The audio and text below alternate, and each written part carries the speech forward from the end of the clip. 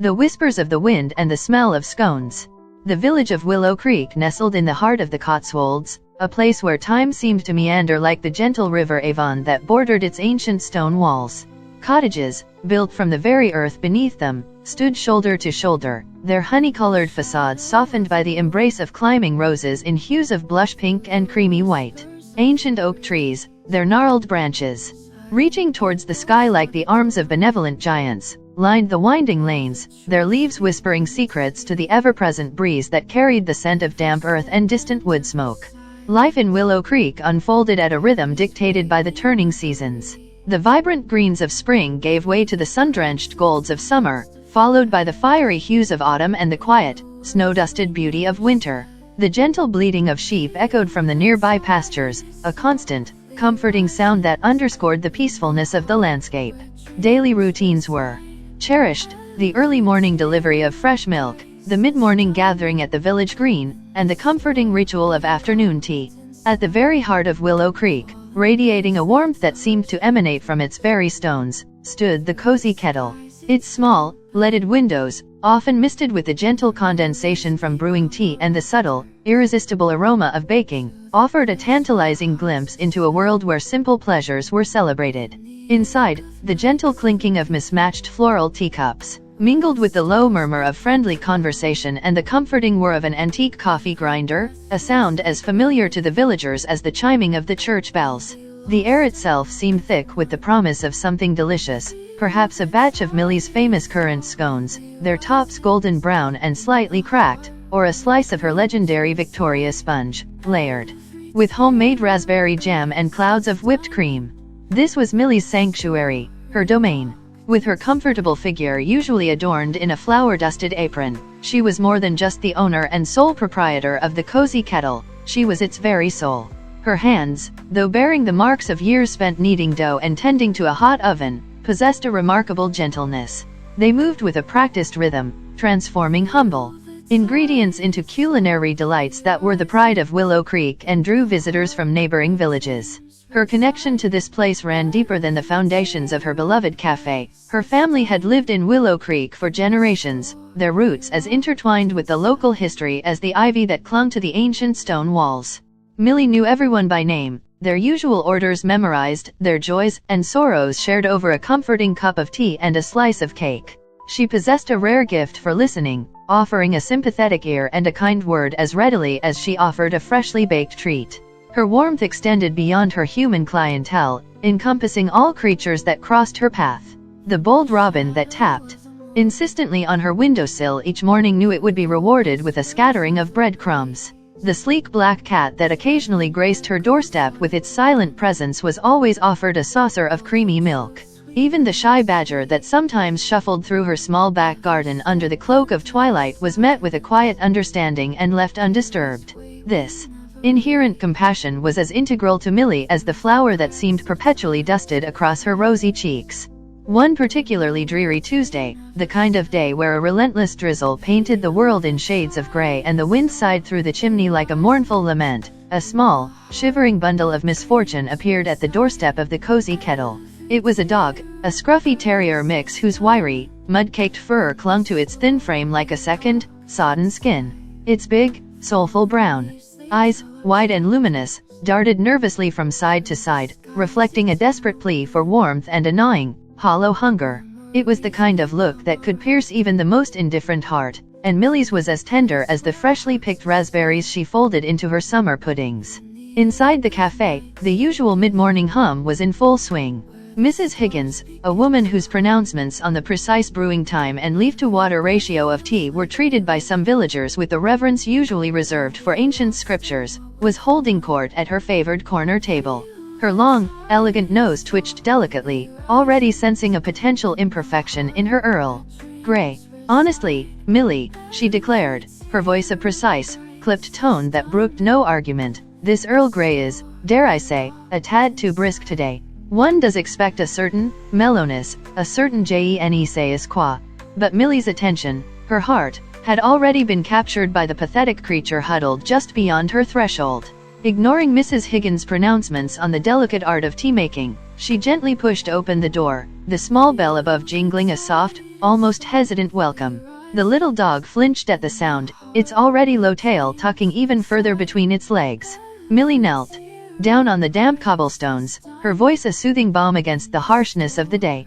"Hello there, little one," she murmured, her hand outstretched slowly, palm upwards, offering a silent invitation, allowing the frightened animal to approach on its own terms, in its own time. Hesitantly, the terrier took a tentative step forward, its small, mud-caked paws making barely a sound on the stone. Then, emboldened by Millie's gentle tone and the undeniable aroma of warm scones that wafted out into the cold air, it took another. The smell of warmth and kindness seemed to cut through the fear that held it captive. Millie coaxed it gently inside, her heart aching at the sight of its trembling body and the raw vulnerability in its wide, brown eyes. Mrs. Higgins gasped, a dramatic, theatrical sound that drew the attention of the other patrons, her pronouncements on the substandard tea momentarily forgotten in the face of this unexpected intrusion. "Millie, what on earth is that?" Ignoring the raised eyebrows and the subtle tooting that rippled through the small cafe, Millie gently guided the dog to a quiet corner near the warm, comforting glow of the AGA stove. She found a clean, soft cloth and carefully began to dry its matted fur, her touch surprisingly firm yet reassuring, each stroke a silent promise of safety. From her small pantry, she retrieved a shallow saucer and poured a little creamy milk, its richness a stark contrast to the dog's evident malnourishment. Then, she cut a small portion of her own cheese and pickle sandwich, her simple lunch. Remembering her own childhood aversion to the briny tang of pickles, she carefully removed them, offering the rest of the sandwich to the shivering creature. The terrier, as if understanding her gentle intentions and the silent language of compassion, lapped at the milk with surprising gusto, its small pink tongue flickering rapidly. Then, with a hesitant sniff, it approached the offering of the sandwich, its hunger overcoming its fear. It devoured the food with a speed that spoke volumes about the days, perhaps even weeks, of hardship it had endured. As it ate, a small miracle occurred. Its tail, initially tucked so tightly it was almost invisible, began to give small, tentative thumps against the worn floorboards of the cozy kettle, a tiny, hopeful rhythm of burgeoning trust in the unexpected warmth and safety it had found within those welcoming walls. Millie watched it, a profound wave of protectiveness washing over her. She instinctively knew this little dog, this Barnaby as the name had already formed in her mind, was more than just a stray, he was a soul in need, and somehow, their paths had crossed for a reason, a quiet moment of connection in the gentle rhythm of Willow Creek. The whispers of the wind outside seemed to soften, as if even the elements themselves approved of this small, heartfelt act of kindness within the comforting embrace of the cozy kettle. A fleeting comfort and the shadow of Miss Grimshaw. The presence of Barnaby in the cozy kettle, initially a quiet, shivering intrusion, began to weave itself into the fabric of the cafe's daily life. The villagers, drawn by the novelty and the undeniable charm of the little terrier mix, reacted with a warmth that mirrored Millie's own. Customers lingered a little longer over their tea and scones, their conversations punctuated by soft coos and gentle scratches behind Barnaby's ears. Old Mrs. Gable, who hadn't been seen smiling so broadly since her prize-winning roses bloomed last summer, brought in a small, hand-knitted blanket for him. Young Timmy from the village school would stop by on his way home, his pockets often containing illicit dog biscuits pilfered from his own pet's stash. Even grumpy old Mr. Abernathy, whose usual interactions consisted of monosyllabic grunts and a general air of disapproval towards anything that disrupted his routine, was spotted surreptitiously slipping Barnaby a corner of his buttered toast, his face softening almost imperceptibly as the little dog licked his fingers with surprising gentleness. Barnaby himself seemed to blossom in the warm atmosphere of the cafe. The initial fear in his eyes began to recede, replaced by a cautious curiosity and a growing affection for Millie. He would follow her around the cafe, his tail giving small, hopeful wags whenever she glanced his way. He'd often curl up in a sunny patch of floor near the AGA, his soft snores a comforting counterpoint to the gentle hum of conversation. He'd greet Millie each morning with enthusiastic, albeit slightly clumsy, leaps, his small body wriggling with unrestrained joy. A bond, fragile yet strengthening, was forming between the kind-hearted cafe owner and the rescued stray. However, not everyone in Willow Creek shared this burgeoning affection for Barnaby. Ms. Agnes Grimshaw, the owner of the village's rather more formal and significantly less cozy tea emporium, held a distinctly different view. Ms. Grimshaw, a woman whose demeanor was as sharp and starched as her immaculately white aprons, considered the cozy kettle's more relaxed atmosphere and Millie's easygoing nature with a barely concealed disdain. She ran her establishment with an iron fist and a strict adherence to rules, and the idea of a stray dog lounging amongst her clientele was anathema. One blustery morning, as the wind rattled the windows of the cozy kettle and Barnaby was happily chewing on an old, discarded tea towel, much to Millie's amusement, Ms. Grimshaw swept into the cafe, her presence as stiff and unwelcoming as a sudden frost. Her lips were pursed into a thin line, and her eyes, sharp as flint, scanned the room, finally settling with disapproval on the sleeping terrier. "Millie," she declared, her voice cutting through the gentle murmur of conversation like a shard of ice, "we need to have a word." She didn't wait for an invitation, planting herself on a small, unoccupied table, her handbag clutched tightly in her gloved hands. Millie, her smile faltering slightly, wiped her hands on her apron and approached the table, Barnaby trailing sleepily behind her. "Good morning, Agnes," she said, trying to keep her tone light. Ms. Grimshaw's gaze flickered dismissively over Barnaby before returning to Millie, her expression unwavering in its disapproval. "This creature," she began, her lip curling slightly as she gestured towards the little dog with a disdainful flick of her wrist, "is still here." Millie's protectiveness flared. "His name is Barnaby, and yes, he is. I'm trying to find him a good home." "A good home?" Ms. Grimshaw scoffed. "Millie, this is a food establishment, not a kennel. What will my customers think if they see stray animals wandering about? It's unhygienic, it's unprofessional, and frankly, it reflects poorly on the entire village." Millie's cheeks flushed slightly. "Barnaby is very well behaved, Agnes.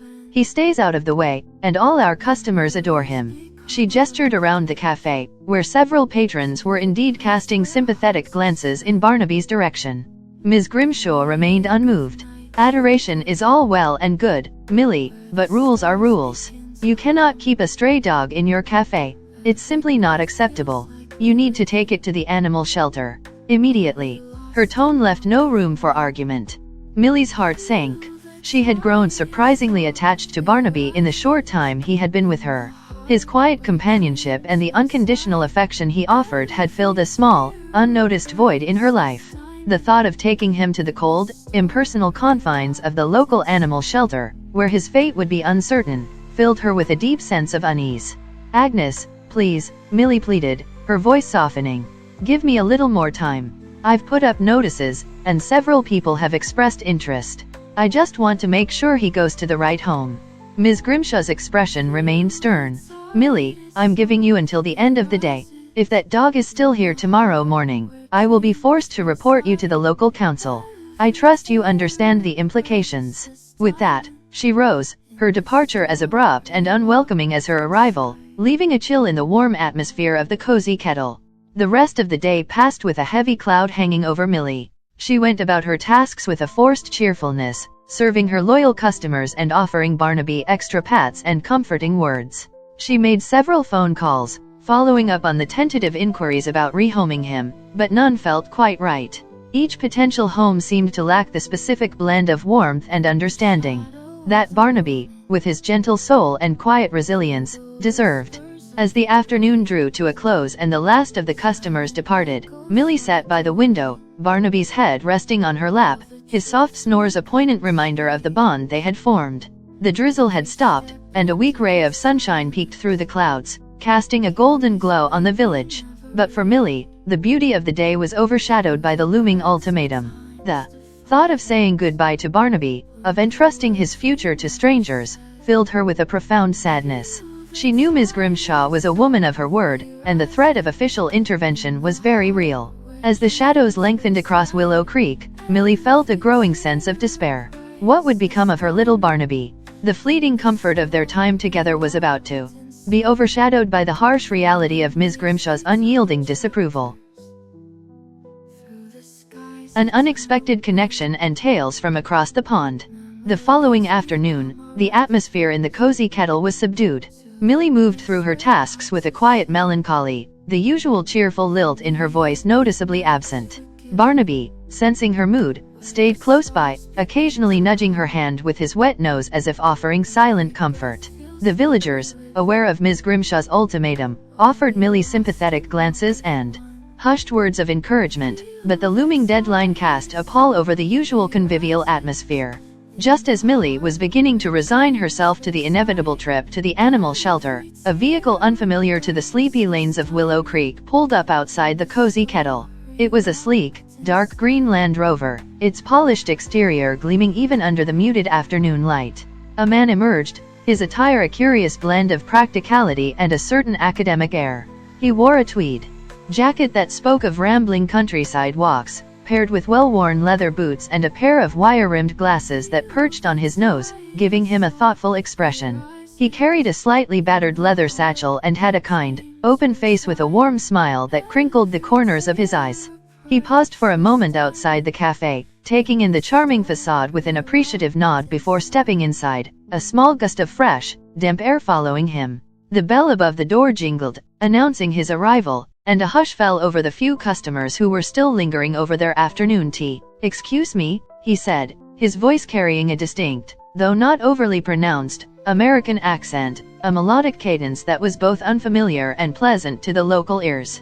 He scanned the room, his gaze finally settling on Millie, who stood behind the counter, her expression a mixture of weariness and polite curiosity. "I believe someone here might have found a rather adventurous member of my family."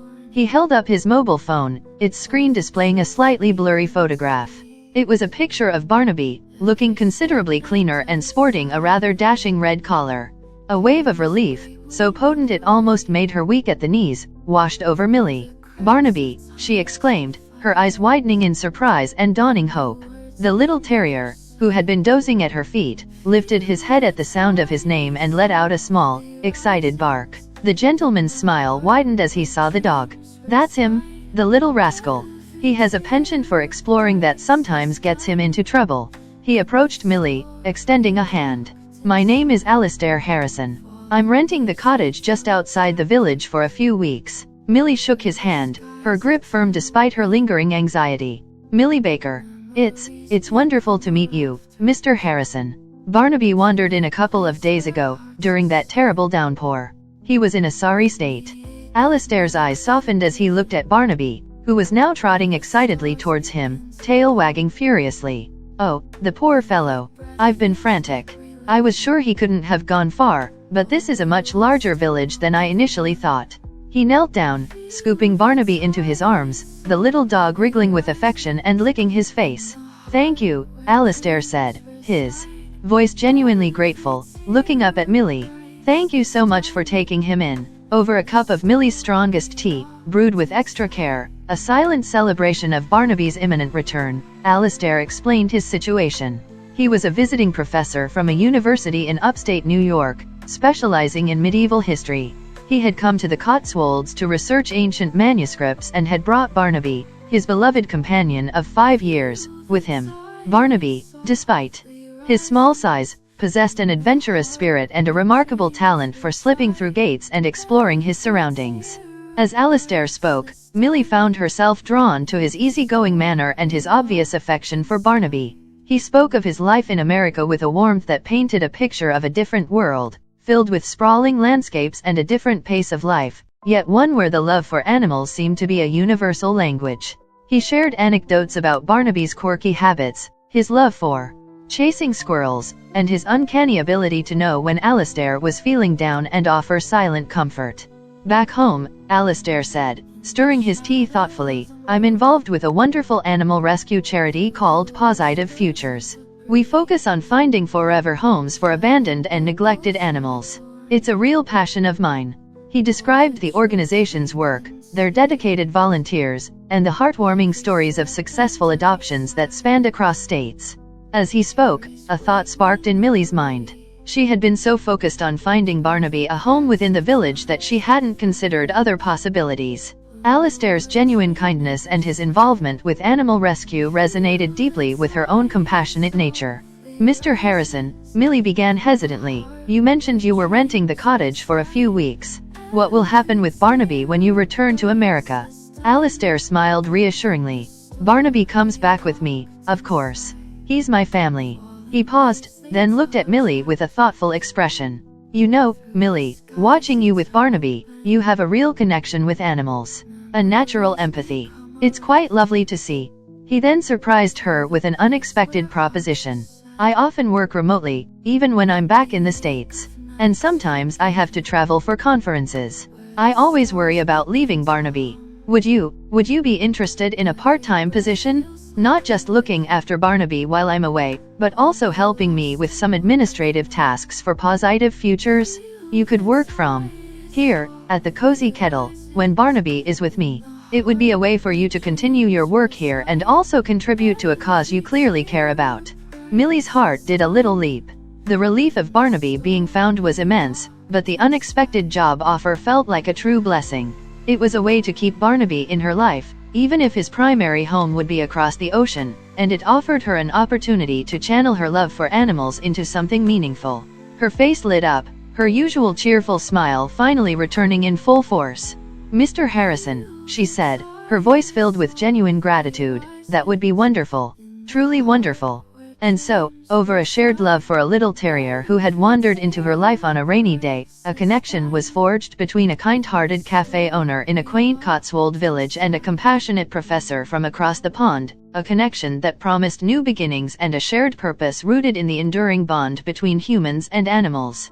The shadow of Ms. Grimshaw's ultimatum seemed to lift, replaced by the warm glow of an unexpected opportunity.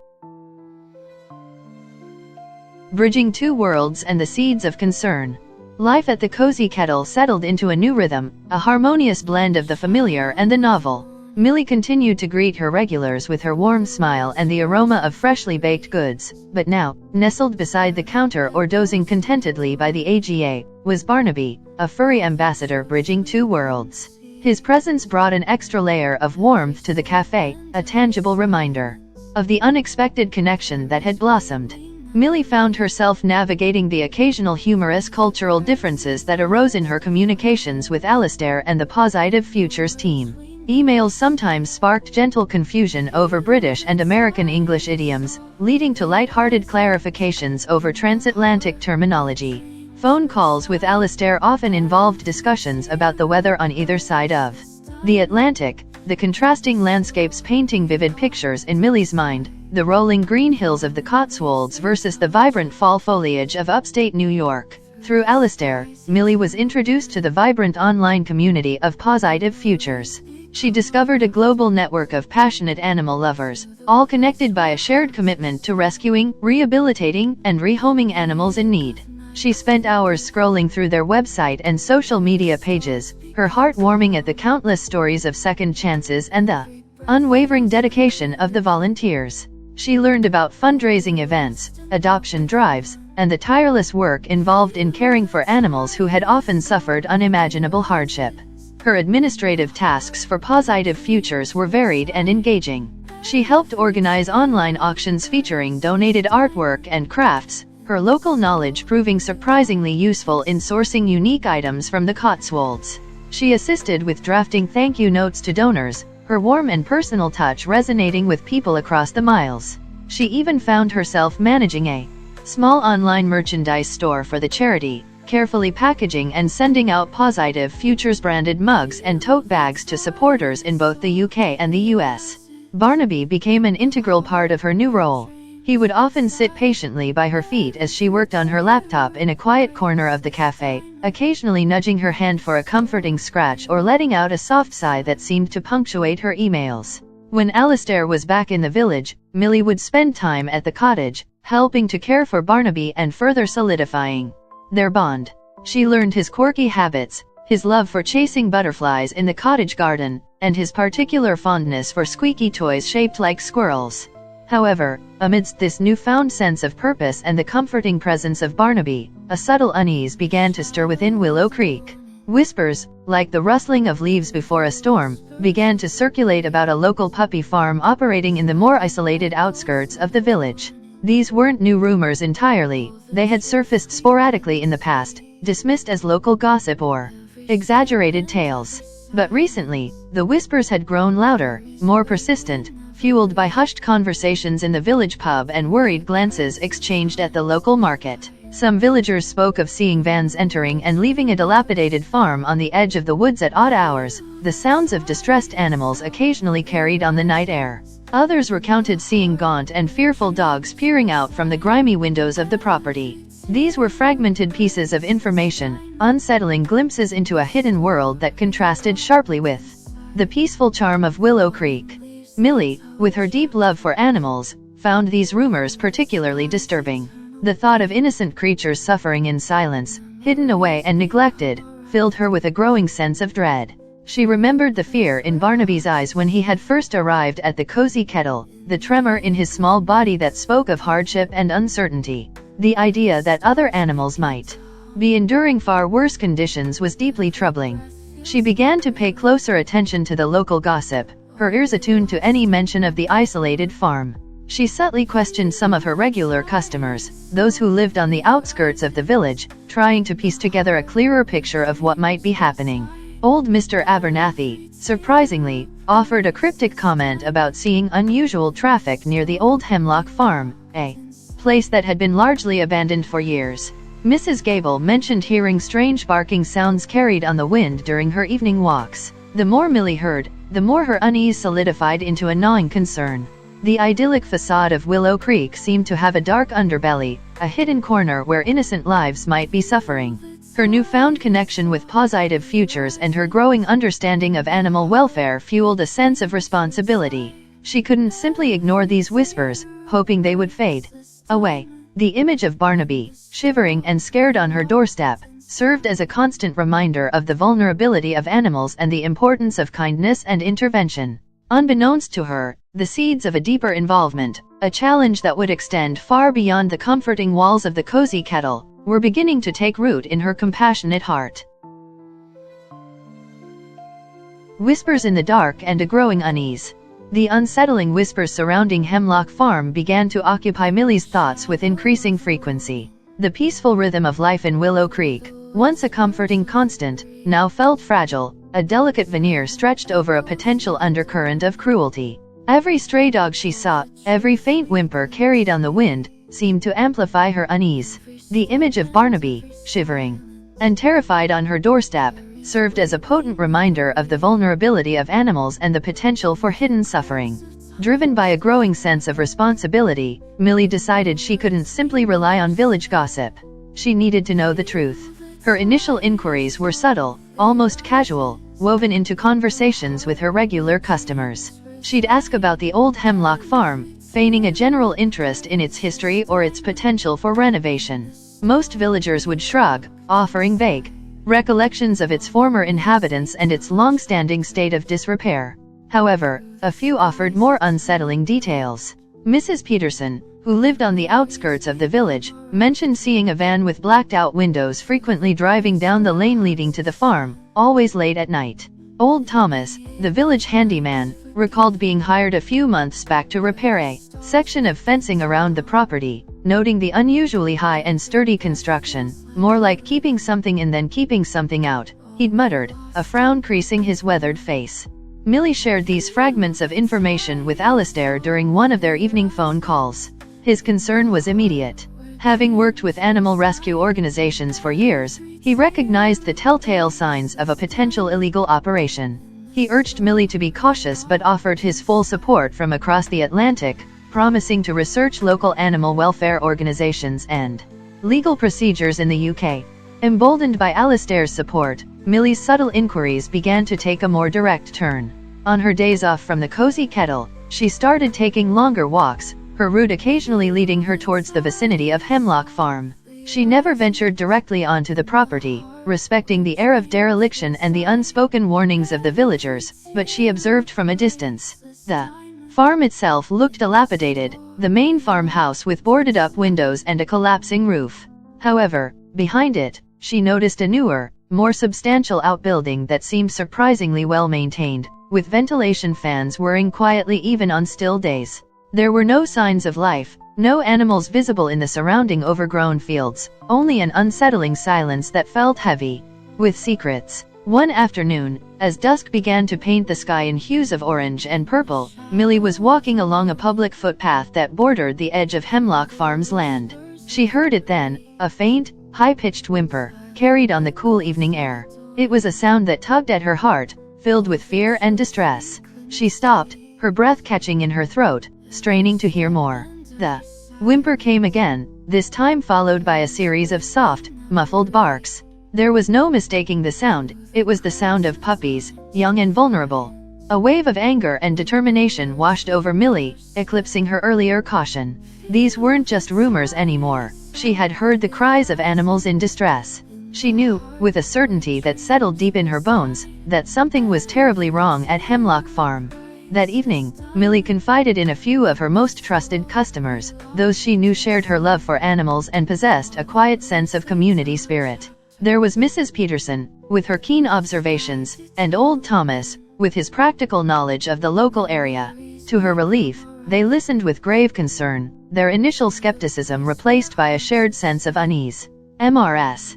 Peterson mentioned seeing the blacked-out van again just that afternoon, and Thomas recalled seeing fresh tire tracks leading to the newer outbuilding. Together, they began to pool their observations, each small detail adding another piece to the unsettling puzzle. They spoke in hushed tones in the quiet corners of the cozy kettle, their conversations punctuated by worried glances and a shared sense of urgency. They knew they had to tread carefully, interfering directly could be dangerous. But the thought of innocent animals suffering in silence spurred them on. Millie, with Alistair's guidance from across the Atlantic, began to research local animal welfare organizations and the proper channels for reporting suspected animal cruelty. Alistair connected her with a representative from a reputable rescue organization in the neighboring county, offering her advice on how to document her findings and report her concerns effectively. The whispers in the dark had become a chorus of concern, and Millie, the kind-hearted cafe owner, found herself stepping into a role she never anticipated, a quiet investigator driven by compassion and a fierce determination to uncover the truth hidden behind the dilapidated facade of Hemlock Farm. The comforting aroma of scones still filled the cozy kettle, but now, it was mingled with a growing sense of purpose, a quiet resolve to bring light to the shadows and protect the vulnerable creatures whose faint cries had reached her compassionate ears. Unveiling the shadows and the weight of evidence driven by the faint cries she had heard on the wind, Millie's quiet investigation intensified. She knew that vague suspicions and anecdotal observations wouldn't be enough to prompt official action. She needed concrete evidence, something undeniable that would force the authorities to take notice of the potential horrors hidden within Hemlock Farm. With the cautious support of Mrs. Peterson and old Thomas, Millie began to document everything. Mrs. Peterson, armed with a small, inconspicuous camera, started taking photographs of the vehicles that frequented the farm, noting the times and dates of their arrivals and departures. Thomas, with his intimate knowledge of the local terrain, identified a hidden public footpath that offered a slightly closer, albeit still discreet, vantage point of the newer outbuilding. Millie herself spent hours poring over online resources provided by Alistair and the local animal welfare organization. She learned about the typical conditions in illegal puppy farms, the overcrowding, the lack of sanitation, the inadequate food and water, and the often appalling health of the breeding animals. The descriptions painted a grim picture that fueled her determination to uncover the truth at Hemlock Farm. One cold morning, under the guise of a longer-than-usual walk, Millie ventured along the hidden footpath Thomas had described. The path wound through a patch of dense woodland, the air damp and still. As she neared the edge of the trees, she could see the newer outbuilding more clearly. It was a large, metal structure, its windows small and grimy. The air around it carried a faint, unpleasant odor, a cloying mix of animal waste and something else, something sickly sweet that made her stomach churn. Peeking through a gap in the overgrown hedge, Millie's breath caught in her throat. For a brief moment, as a door to the outbuilding was opened and quickly closed by a shadowy figure, she saw them. Rows upon rows of small wire cages stacked one on top of the other, each containing several small, whimpering puppies. Their eyes, even in the dim light, looked dull and lifeless. The sight was fleeting, but it was enough to confirm her worst fears. This was no legitimate breeding operation, this was a place of confinement and suffering. Shaken to her core, Millie retreated back along the footpath, the image of the caged puppies seared into her mind. She met with Mrs. Peterson and Thomas later that day at the cozy kettle, the usual comforting atmosphere of the cafe feeling strangely inadequate in the face of their grim discovery. Millie recounted what she had seen, her voice trembling with a mixture of anger and sorrow. Mrs. Peterson shared her photographs, blurry images of the blacked-out van and a few distant shots of figures moving around the outbuilding. Thomas added his observations of the reinforced fencing and the heavy locks on the gates. Piecing together their findings, they had a clearer, albeit still incomplete, picture of the operation at Hemlock Farm. Millie immediately contacted the representative from the local animal welfare organization, relaying her first-hand account and providing the photographic evidence and Thomas's observations. The representative, a woman named Sarah, listened intently, her voice growing increasingly concerned as Millie described what she had witnessed. Sarah explained the legal procedures involved in investigating suspected animal cruelty and emphasized the importance of gathering as much evidence as possible. She advised Millie and her friends to avoid direct confrontation and to continue documenting their observations while she initiated the process of contacting the local authorities. Over the next few days, an air of tense anticipation hung over Willow Creek. Millie, Mrs. Peterson, and Thomas continued their discreet surveillance, their walks and errands now imbued with a sense of urgent purpose. Every muffled bark, every late-night vehicle movement, was noted and reported to Sarah. The weight of their knowledge was heavy, a shared burden of knowing that innocent creatures were likely suffering just on the outskirts of their peaceful village. Millie found solace in Barnaby's comforting presence. His unconditional affection and his happy snores in the quiet corners of the cafe served as a reminder of the inherent goodness in the animal world and fueled her determination to protect those who couldn't protect themselves. She also found strength in her continued conversations with Alistair. His unwavering support and his experience with animal rescue in the U.S. provided her with both practical advice and emotional encouragement. He reminded her that even small acts of courage and compassion could make a significant difference in the lives of vulnerable animals. The evidence they had gathered, though obtained through hushed observations and fleeting glimpses, was beginning to paint a damning picture. The whispers in the dark were no longer just rumors, they were the faint cries of imprisoned souls, and Millie, along with her small band of determined villagers and a supportive voice from across the ocean, were ready to bring those shadows into the light. The comforting aroma of scones still filled the cozy kettle, but now, it carried a subtle undercurrent of anticipation, a quiet hope that justice for the unseen victims of Hemlock Farm was within reach. The wheels of justice and a community united. Sarah, the representative from the local animal welfare organization, acted swiftly upon receiving Millie's account and the supporting evidence. She compiled a detailed report, including Mrs. Peterson's photographs, Thomas's observations regarding the farm's security, and Millie's first-hand account of seeing the caged puppies. This report was then submitted to the local authorities, accompanied by Sarah's professional assessment of the likelihood of illegal and inhumane animal breeding practices at Hemlock Farm. The wheels of justice, though sometimes slow, began to turn. The local council's animal welfare department, prompted by Sarah's urgent report and the compelling evidence, initiated a preliminary investigation. An officer visited Willow Creek, discreetly interviewing Millie, Mrs. Peterson, and Thomas, corroborating their accounts and assessing their reliability. The officer, a calm and methodical woman named Inspector Davies, took their testimonies seriously, her professional demeanor offering a sense of reassurance that action was finally being taken. News of the investigation, though initially kept within Millie's small circle of confidants, began to ripple through Willow Creek. The hushed conversations in the cozy kettle became slightly less hushed, replaced by a cautious optimism and a shared sense of anticipation. The villagers, united by their concern for the well-being of animals, offered Millie and her allies quiet words of support and encouragement. Even Ms. Grimshaw, surprisingly, offered a curt nod of approval to Millie, a subtle indication that perhaps even her stern exterior held a flicker of compassion.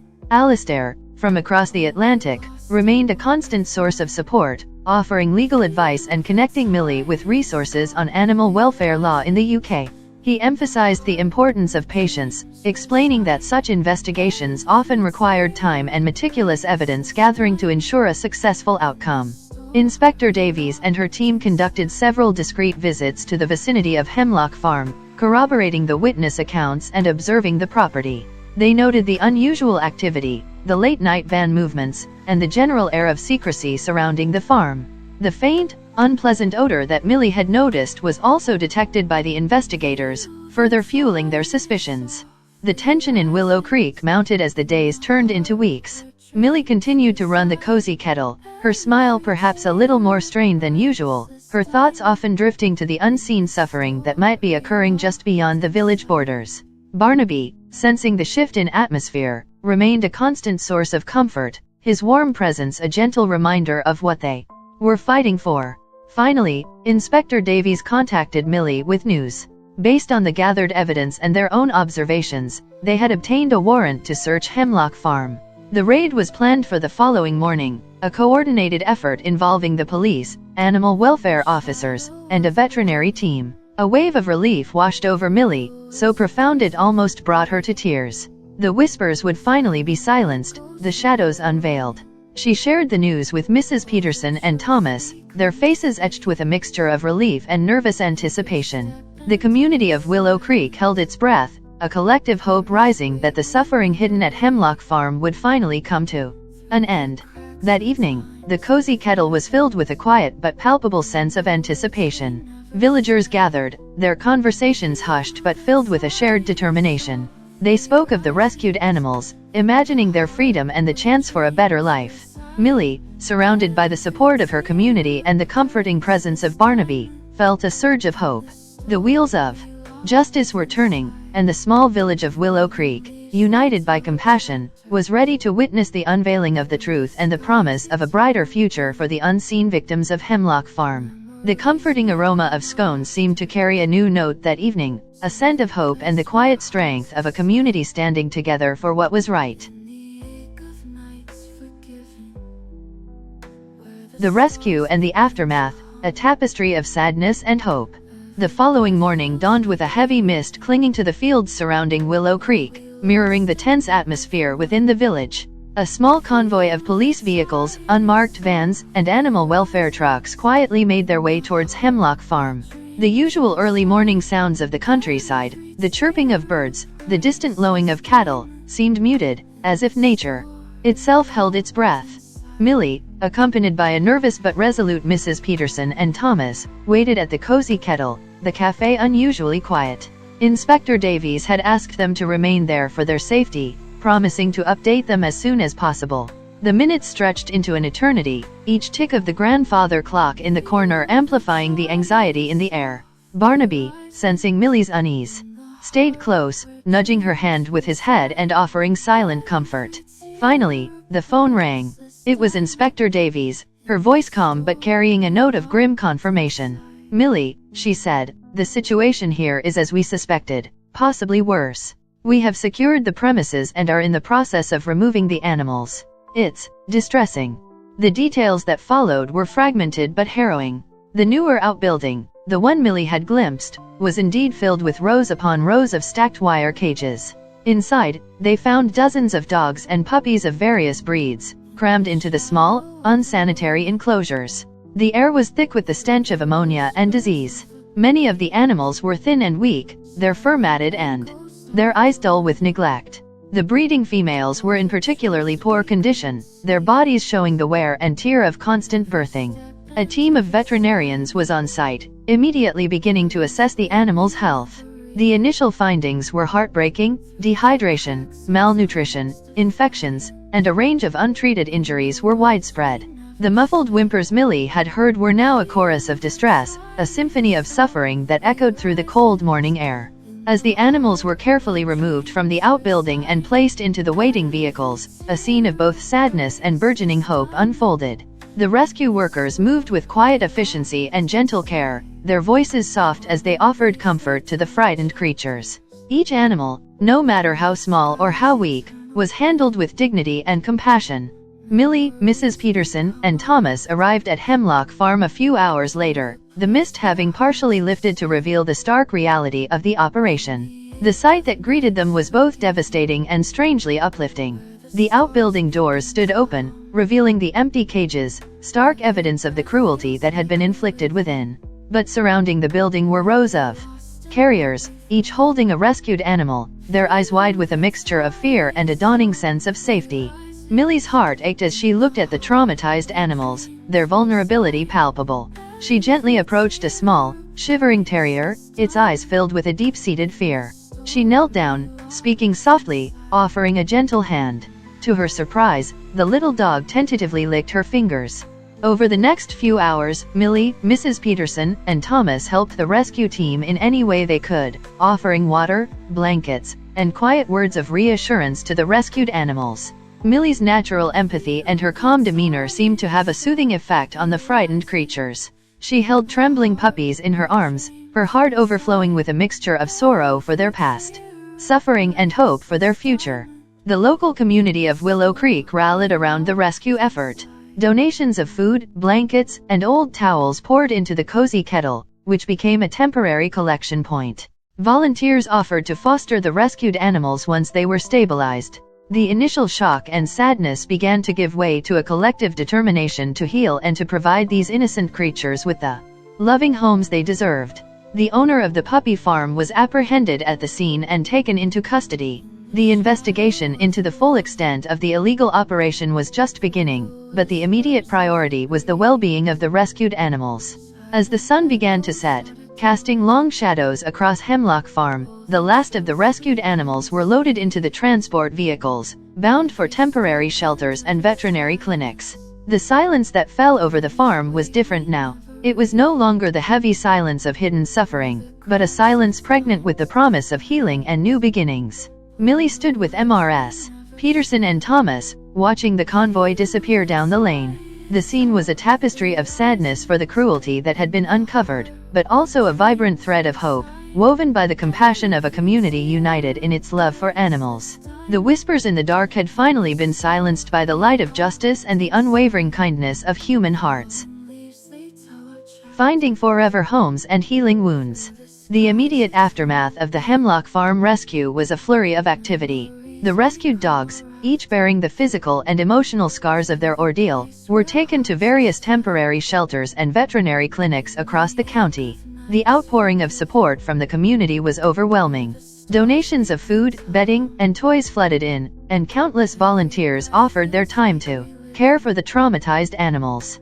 Millie, along with Mrs. Peterson and Thomas, spent many hours at the local shelter, offering comfort and gentle interaction to the rescued dogs.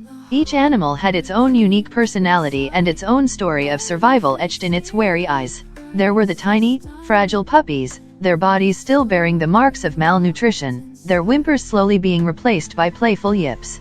There were the weary breeding females, their bodies thin and their spirits subdued, gradually learning to trust human touch again. And there were the older dogs, their resilience shining through despite the hardships they had endured. The process of healing was slow and steady. The veterinary teams worked tirelessly to address the animals' immediate medical needs, treating infections, mending injuries, and providing much-needed nourishment. The volunteers offered endless patience and gentle affection, slowly coaxing the dogs out of their shells, teaching them that not all human hands brought pain. Positive Futures, with Alistair's tireless efforts, played a crucial role in finding permanent homes for many of the rescued dogs. Alistair coordinated with rescue organizations across the United States, sharing the stories and photographs of the Hemlock Farm survivors. The response from American animal lovers was heartwarming. Many were touched by the resilience of these brave dogs and eager to offer them a second chance at happiness.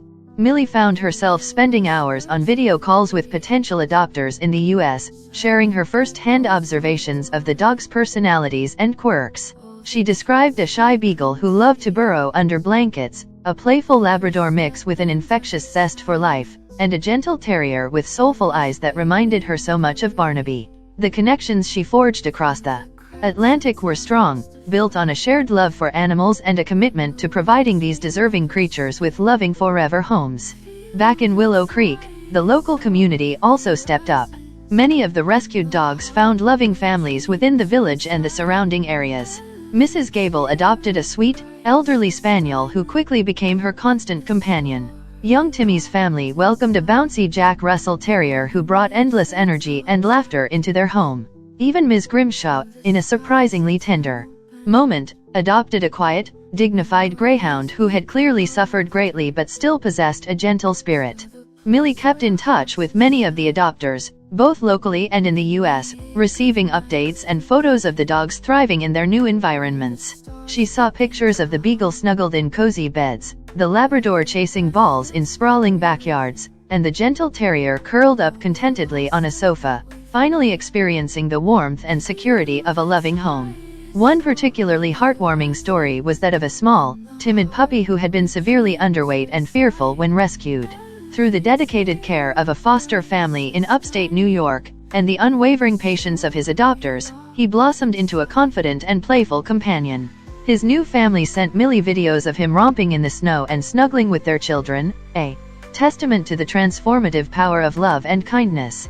Millie's role extended beyond just connecting potential adopters. She organized a fundraising event at the Cozy Kettle, a positive tea party, with all proceeds going towards the ongoing care of the remaining rescued dogs and the work of the local animal shelter.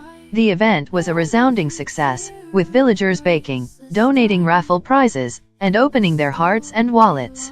As the weeks turned into months, the scars of Hemlock Farm began to fade, replaced by the joy of new beginnings. The rescued dogs, once symbols of suffering, became beacons of hope, their stories a testament to the resilience of the animal spirit and the power of human compassion. Millie, watching these transformations unfold, felt a deep sense of fulfillment. The whispers in the dark had not only been silenced but had been replaced by the happy barks and contented purrs of animals finally safe and loved. Her small act of kindness towards a shivering stray had set in motion a chain of events that had brought light and healing to countless lives, both within her beloved Willow Creek and across the vast expanse of the Atlantic. Confronting the past and building a brighter future. The legal proceedings against the owner of Hemlock Farm moved forward with a determined pace, fueled by the compelling evidence gathered by the authorities and the unwavering support of the local community and animal welfare organizations. The charges were extensive, ranging from animal cruelty and neglect to operating an illegal and unlicensed breeding facility. The courtroom in the nearby town was often filled with concerned villagers, including Millie, Mrs. Peterson, and Thomas, who attended the hearings to bear witness to the pursuit of justice for the animals that had suffered in silence. The details of the operation that emerged during the trial were even more harrowing than initially suspected, revealing a callous disregard for the well-being of the animals, driven solely by greed. The prosecution presented a strong case, bolstered by the veterinary reports detailing the animals' poor health, the photographic evidence of the cramped and unsanitary conditions, and the testimonies of Millie and the other villagers who had observed the suspicious activities at Hemlock Farm. The defense attempted to downplay the severity of the situation, but the overwhelming evidence proved irrefutable. The verdict, when it finally came, brought a collective sigh of relief to Willow Creek and the wider animal welfare community. The owner of Hemlock Farm was found guilty on multiple counts and sentenced to a significant prison term, along with a lifetime ban on owning or working with animals. The abandoned farm was subsequently placed under the ownership of the local council, with plans to transform the land into a community wildlife sanctuary, a place of healing and new life. In the aftermath of the trial, Millie found herself reflecting on the journey she had undertaken. What had started with a simple act of kindness towards a shivering stray had blossomed into a significant community effort, uncovering cruelty and ultimately bringing about justice for dozens of innocent animals. She had never imagined herself playing such a pivotal role, yet her inherent compassion and her willingness to act had made all the difference.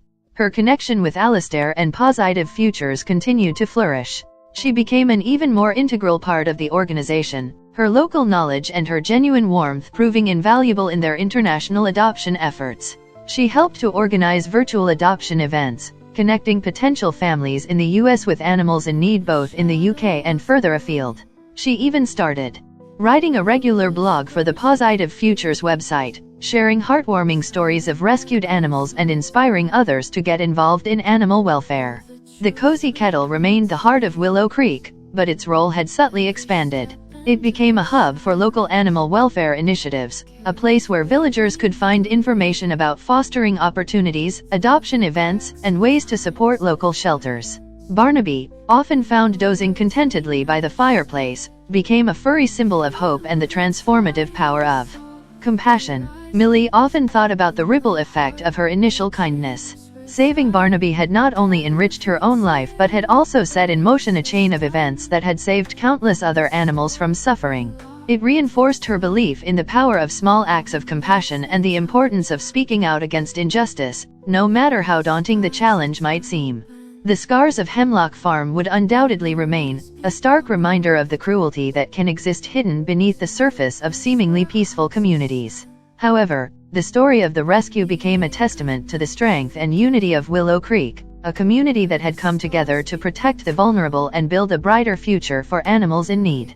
And Millie, the kind-hearted cafe owner, continued to serve her scones and tea, her heart full of gratitude for the unexpected journey she had taken and the enduring power of kindness that had transformed not only her own life but the lives of so many others, both near and far.